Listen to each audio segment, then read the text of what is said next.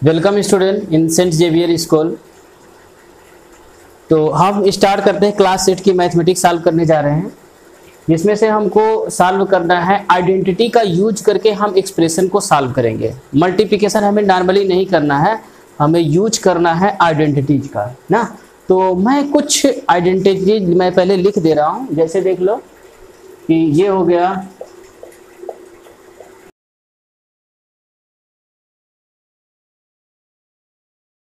चलिए देख रहे हैं, हमने आइडेंटिटी को लिख दिया कि अगर a प्लस बी, जहां पर a अलग एक कोई टर्म है और b अगर दो टर्म्स हैं, अगर दोनों टर्म्स का अगर सम का होल स्क्वायर है तो हो जाता है कि फर्स्ट का होल स्क्वायर मतलब फर्स्ट टर्म का होल स्क्वायर मतलब a का स्क्वायर और प्लस 2ab मतलब कि 2 into first term into second term, और इसके बाद हो जाता है b का स्क्वायर। b का स्क्वायर का मतलब होता है सेकेंड टर्म का स्क्वायर। ठीक है, अगर दो टर्म्स हैं अगर उनके सब्ट्रैक्शन का होल स्क्वायर है ना, सब्ट्रैक्शन का होल स्क्वायर है तो ये हो जाएगा फर्स्ट का square minus 2 into first second मतलब a इंटू बी और प्लस हो जाएगा b का स्क्वायर। ठीक है, ऐसे करके अगर a प्लस बी है और a माइनस बी, अच्छा जब दोनों सेम था तभी तो होल स्क्वायर है, मतलब कि अगर ये a माइनस बी और अगर a माइनस बी था दोनों का तभी तो आंसर आया था a माइनस बी का होल स्क्वायर। नहीं, ये यहाँ होल स्क्वायर कब आया था, क्योंकि ये दोनों टर्म्स पूरी तरीके से सेम थे ना। दोनों टर्म्स अगर सेम नहीं होते तो बताइए होल स्क्वायर यहाँ पर क्यों लगता है ना।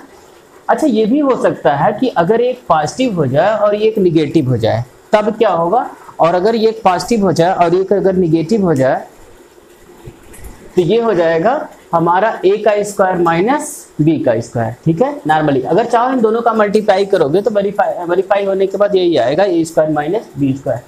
अगर इसमें एक दूसरी आइडेंटिटी पर x प्लस a लिखा हो और x प्लस b लिखा हो, ठीक है, तो मतलब कि अगर फर्स्ट टर्म सेम हो सकता है और सेकेंड टर्म क्या हो डिफरेंट हो, तो इनके अगर आप मल्टीप्लाई करोगे, मल्टीप्लाई करके चाहो तो वेरीफाई कर सकते हो। ठीक है, तो आंसर आएगा जो इसका वेरिफिकेशन में ये आएगा x का स्क्वायर, फर्स्ट का स्क्वायर आएगा और प्लस करके इन दोनों का सम आएगा इनटू ये जो फर्स्ट टर्म हमने लिखा है इसमें जो दोनों में कॉमन है ना वो आएगा प्लस करके मल्टीप्लाई करके और प्लस इन दोनों जो टर्म्स है उसमें मल्टीप्लाई हो जाएगा a इंटू बी। यहाँ और एक और भी हो सकता है कि कभी कभी क्या होता है दोनों पॉजिटिव होता है ना, दोनों पॉजिटिव भी हो सकता है, और यहाँ पर क्या हो सकता है कि पहला पॉजिटिव हो और दूसरा निगेटिव हो, ऐसा भी हो सकता है ना, ये भी पॉसिबल है।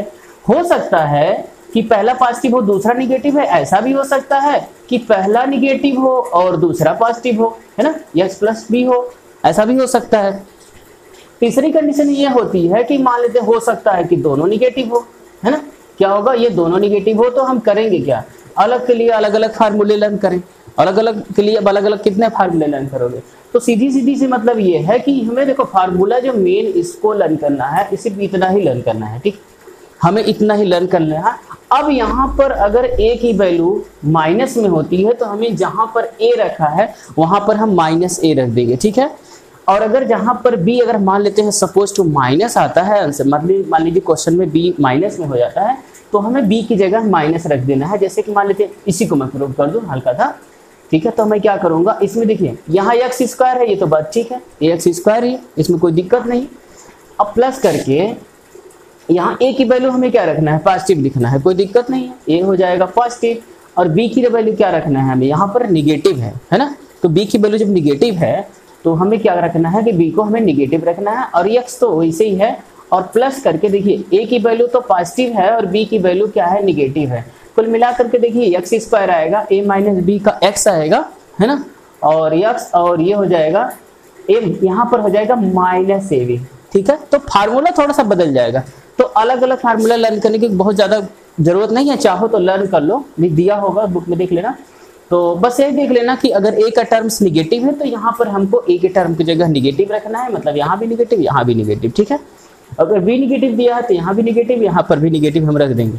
हो सकता है अगर दोनों निगेटिव है तो यहाँ माइनस होगा, अगर तो ये भी निगेटिव ये निगेटिव, दोनों का निगेटिव कॉमन हो जाएगा तो यहाँ माइनस हो जाएगा। ठीक है, यहाँ पर माइनस हो जाएगा, है ना, और इसके बाद ये माइनस होगा ये माइनस होगा, तो जानते हो माइनस माइनस का मल्टीप्लिकेशन क्या हो जाता है, प्लस हो जाता है। ठीक है, तो ये नॉर्मल जो हमारी आइडेंटिटी थी जो हमें यूज करना था इस चैप्टर में क्लास 8 के लेवल में ये हो गए। हालांकि आइडेंटिटी बहुत होती है, ठीक है।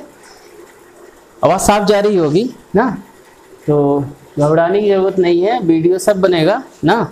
बस ये है कि थोड़ा सा अपलोड होने में बड़े टाइम लगता है ना, अपलोड होने में टाइम लगता है, तो इसीलिए वीडियो बनाना बड़ा आसान होता है, बस बशर्ते उसको अपलोड करने में सारी प्रॉब्लम होती है, ठीक है। तो इसके बेस से हम सारे क्वेश्चन अभी मैं सॉल्व कर दे रहा हूँ, 2-4 क्वेश्चन।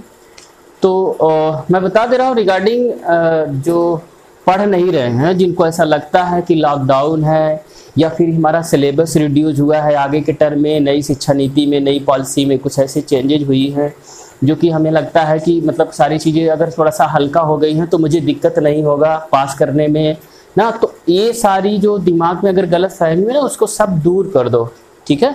इसको दूर इसलिए करना है कि चाहे बताओ ये सिलेबस है ना, जो सिलेबस हमारा क्लास 10 में है मान लेते हैं, उसको तो हम क्रॉस कर सकते हैं, ठीक है।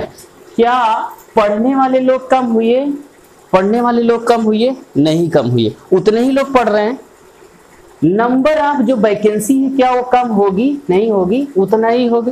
तो बताइए जब पढ़ने वाले लोग उतने ही हैं, वैकेंसी हमारी उतने ही है, तो बताइए कि कंपटीशन जो हमें जॉब लेनी है, जो जब हमें जॉब लेनी है, बताइए उसमें हम कंपटीशन को कम कैसे करेंगे? वहां सिलेबस कम करके हम क्या कर सकते हैं बताओ?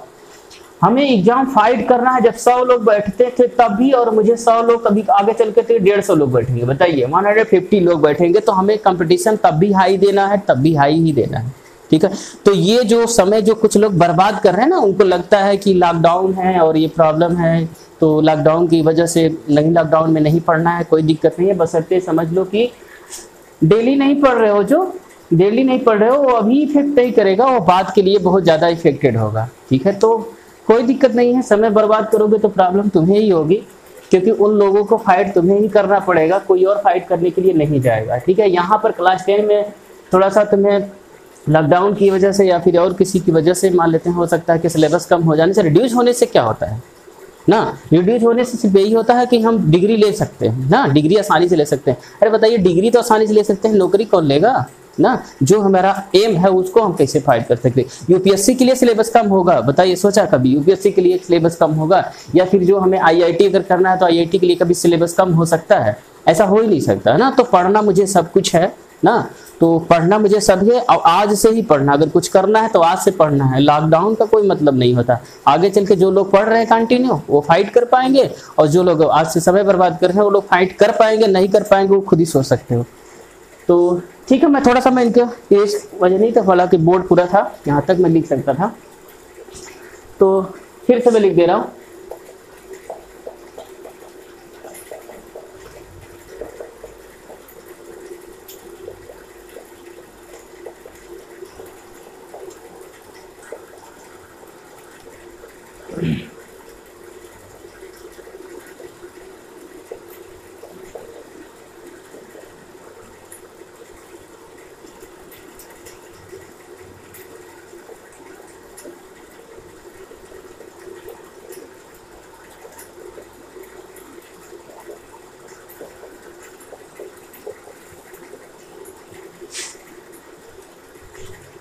ठीक है, ये सारी आइडेंटिटी थी जिसको हमें यूज करना था, और सब पे मैं एक एक क्वेश्चन करा दे रहा हूँ, ठीक है। अलजेब्रिक से भी मैं करा दे रहा हूँ, और नंबर पर मैं उसको कैसे अप्लाई करूंगा।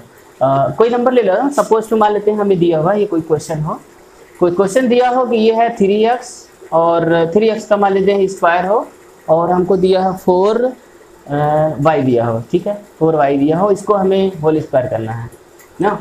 तो खुद देख लो कि कौन सी आइडेंटिटी लगेगी। अभी आइडेंटिटी लगेगी फर्स्ट वाली ना, फर्स्ट वाले की ये सेम सिमिलर है, फर्स्ट वाले की तरह दिख रहा है, तो फर्स्ट वाली आइडेंटिटी लगेगी। फर्स्ट वाले में हमें देख लीजिए जो दिया है, अभी मैं कहूँ कि गिवन जो है हमको क्या गिवन है, हमको जो गिवन है ए की वैल्यू जो है हमको ए की जगह रिप्लेस करके क्या दिया हुआ है 3x का होल स्क्वायर, 3x का स्क्वायर होल स्क्वायर नहीं दिया है। बी को जो रिप्लेस करके लिखना है हमको लिखना है 4y, बोलिए कि रिप्लेस करके मैं 3x स्क्वायर लिखूंगा, बी को जगह का 4y लिखूंगा, है ना। तो अभी देख लीजिए कि जो मैंने पढ़ा वी नो दैट यहाँ पे लिखोगे ना, ठीक, ये हमने पढ़ लिया कि a प्लस बी का जब होल स्क्वायर होगा तो a square plus 2ab plus b square होना है ना। अब यहाँ पर रखेंगे तो अगर मुझे 3x का स्क्वायर और प्लस 4y का होल स्क्वायर करना है तो मुझे क्या हो जाएगा, पहले फर्स्ट का स्क्वायर होल स्क्वायर प्लस यहाँ पर 2, यहाँ पर फर्स्ट टर्म लिखना है 3x का स्क्वायर, सेकेंड टर्म क्या है 4y है। बताइए 2 हो गया, a हो गया, b हो गया, चाहिए ना, कोई दिक्कत नहीं। चलिए यहाँ b का स्क्वायर है तो b का स्क्वायर मतलब कि किसका स्क्वायर है, यहाँ पर ये 4y का है ना, 4y का होल स्क्वायर। अब थोड़ा सा सॉल्व करो, देखो 3 का भी स्क्वायर है, मतलब 3, ये देखो होल स्क्वायर है, इसका मतलब 3 का स्क्वायर है और x स्क्वायर का भी स्क्वायर है, तो 3 का स्क्वायर करेंगे 3 3 जा 9 हो जाएगा 9। अच्छा x स्क्वायर का भी स्क्वायर है तो x का पावर 4 हो जाएगा, कितना पावर 4 है ना। तो यहाँ पर देख लो 2 3 जा 6 और 6 4 जा कितना होगा 24, कितना 24 x स्क्वायर y। और यहाँ थोड़ा सा मैं देख लो, यहाँ पर 4 पर स्क्वायर है तो 4 पर स्क्वायर मतलब 4 4 जा कितना होगा 16, कितना 16। यहाँ पर y स्क्वायर है तो ये इसका आंसर हो जाएगा है ना, ये प्लस लगा है ना इसमें, अगर यहाँ पर क्वेश्चन में माइनस दिया होता तो यहाँ पर भी हम माइनस लगा देते, ठीक है, कोई दिक्कत नहीं। फिर आगे देखते हैं दूसरा। अच्छा इसमें नंबर में देख लो, नंबर में देख लो जैसे कि मान लेते ये फर्स्ट क्वेश्चन हो गया था, चलिए सेकंड क्वेश्चन करा दे। मान लेते हैं दिया हुआ कि 104, ठीक है, इसका होल स्क्वायर लिखा नहीं, क्या करोगे 100 प्लस करेंगे है? और अगर मान लीजिए कोई दिया होता 93 का होल स्क्वायर तो मुझे इसे कन्वर्ट करना पड़ता। देखिए इसका जो फर्स्ट टर्म हम ऐसा रखेंगे जिसका स्क्वायर करना आसान हो, जैसे कि मुझे हो जाएगा इसका मैं लिख सकता हूँ 100 - 7 का होल स्क्वायर, ऐसा कर सकता हूँ ना, क्योंकि 100 का स्क्वायर करना बड़ा आसान होता है। वैसे ही नॉर्मली होता है, जितना जो डबल जीरो लगा है स्क्वायर करेंगे तो 4 0 हो जाएगा अपने आप, है ना। तो इस 104 को क्या लिख सकते हो, लिख सकते हो कि 100 + 4 का होल स्क्वायर, 100 + 4 का होल स्क्वायर, ये हो जाएगा 100 का स्क्वायर और प्लस अभी जानते हो कि 2 ये भी होगा, मतलब 2 × 100 और × 4, ये हो गया 2 a भी हो गया, और प्लस जानते हैं कि b का स्क्वायर है ना। तो सॉल्व कर दे रहा हूँ मैं,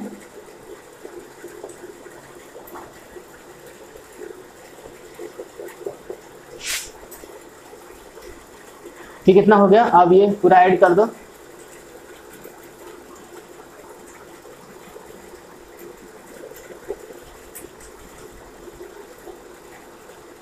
ठीक है, ये इसका आंसर हो जाएगा है ना। तो चाहे 104 का होल स्क्वायर करते विदाउट आइडेंटिटी का यूज किए तभी आंसर आ जाता, 104 × 104 कर लेते तो अभी आंसर आ जाता है ना, ठीक है, तो भी वही आंसर आता, और अगर हम मुझे आइडेंटिटी का यूज करेंगे तो भी यही आंसर आएगा, ठीक है।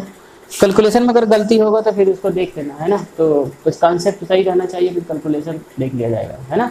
तो अगर यहीं पर निगेटिव होता है ना, तो अगर ये 93 है, जैसे कि 100 से कम है ना, तो अगर ये 100 से कम है तो फिर देख लेना कि 100 से माइनस समथिंग कर लेंगे है ना। जैसे कि 93 का मतलब है कि 100 - 7 है, तो जहाँ पर ये फर्स्ट टर्म है वहाँ पर 100 हो जाएगा, और जहाँ पर सेकंड टर्म है वहाँ पर 7 हो जाएगा, बाकी यहाँ पर ये पोर्शन निगेटिव हो जाएगा, ठीक है, ये पोर्शन निगेटिव हो जाएगा। तो मैंने देखो अलजेब्रिक का भी यूज करके मैंने देखो एक्सप्लेन कर दिया है ना, और यहाँ पर नंबर होगा तो भी मैंने एक्सप्लेन कर दिया, माइनस होगा तो फिर अपना माइनस लगा के कर लेना, ठीक है।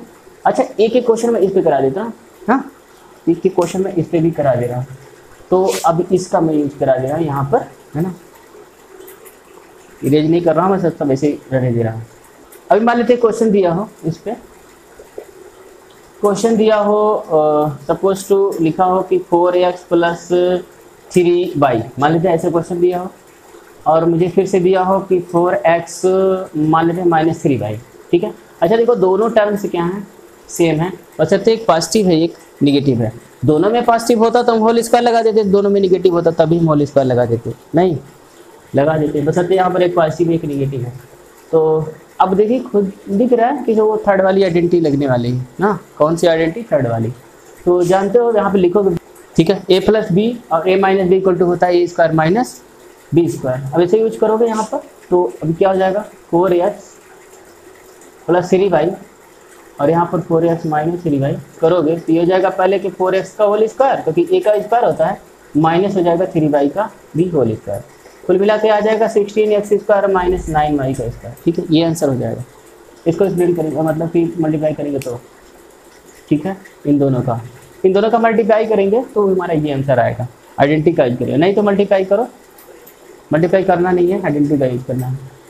एक क्वेश्चन में उस पर करा दे रहा हूँ, यहाँ तक शायद कवर हो रहा है, नहीं नीचे करा दे रहा हूँ, यहीं पर दिखाई दे रहा है, तो मान लीजिए क्वेश्चन दिया हुआ है, ठीक, क्वेश्चन ये दिया हुआ है कि कोई भी सपोज कर लेते हैं, मान लेते हैं लिखा हुआ है 8, कोई छोटा सा नंबर लेता हूँ, 3x प्लस मान लीजिए 7 दिया हुआ, ठीक है। एक में दिया हुआ 3x माइनस मान लीजिए है कुछ नंबर दिया हुआ 5 दिया हुआ है, या फिर कुछ और भी नंबर दिया हुआ, उससे मतलब नहीं है, बस मुझे यूज करना है। अब मुझे बताओ ना फर्स्ट आइडेंटिटी यूज हो सकती है, क्योंकि फर्स्ट टर्म तो सेम है, सेकंड टर्म तो सेम है ही नहीं, ना फर्स्ट यूज हो सकता है ना होल स्क्वायर हो सकता है, होल स्क्वायर हो नहीं सकता तो फर्स्ट सेकंड लगेगा नहीं। अब इन दोनों टर्म में सेम है नहीं, तो हमें इसलिए फोर्थ आइडेंटिटी का यूज करना पड़ेगा, जहाँ पर मुझे रिप्लेस करना होगा, x के जगह पर मुझे 3x का यूज करना पड़ेगा, a की जगह पर देखिए 7 का यूज करना पड़ेगा, और b की जगह पर हमें यूज करना पड़ेगा -5, ठीक है, -5 यूज करेंगे। अब देख लीजिए क्या हो जाएगा, क्या जानते हैं,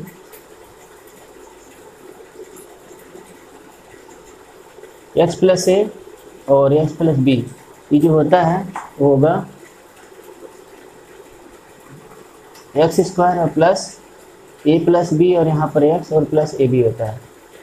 3x का होल स्क्वायर प्लस ए की जगह 7, क्योंकि ए की जगह 7 है, बी की जगह 5 है -5, और x की जगह पर कितना है 3x, तो 3x हो गया, और प्लस ए की जगह पर कितना है 3x, और b की जगह पर कितना है, अरे सॉरी, a की जगह पर कितना है 7 है, और b की जगह कितना है -5। आंसर आ जाएगा 9x का स्क्वायर।